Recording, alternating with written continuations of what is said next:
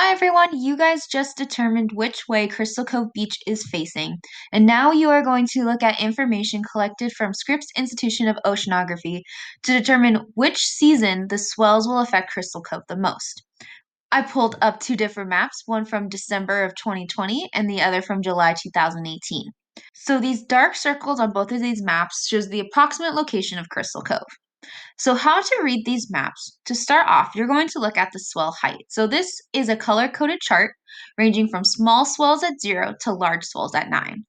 As you go through the data, this chart can actually change. So it could end up being that 9 being an 11 or a 12, and that 1 or 2 being higher or lower. So always check and reference the numbers at the bottom. Don't just focus on just the colors as you're looking at this map.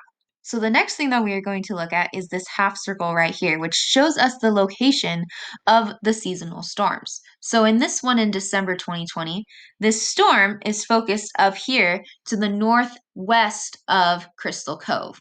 So that means that it is a northwest swell coming from this storm right here. And you can see the intensity of it is very red in the middle, and it's a pretty small, but it's intense.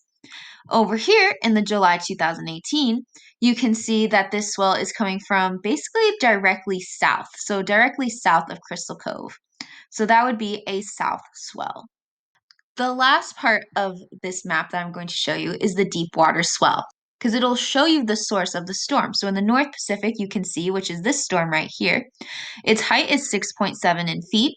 Its period, the wave period, is 18 seconds. And this is the degree of where it is coming from. So as you can see from the South Pacific, there is no storms in the South Pacific. Up here in the July 2018 one, we can see the North Pacific that there, even though it isn't on the map, there is a storm occurring outside of the map's location. It is 1.4 in wave height. It has an 8-second wave period, and it's 315. So it's going to be a little higher actually than this guy.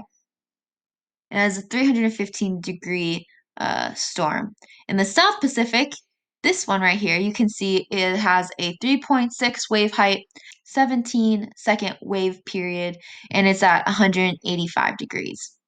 Now that you know how to read a swell map, on the next slide, it'll have these two photos up, and you are going to analyze and compare the differences and similarities of a December storm and a July storm.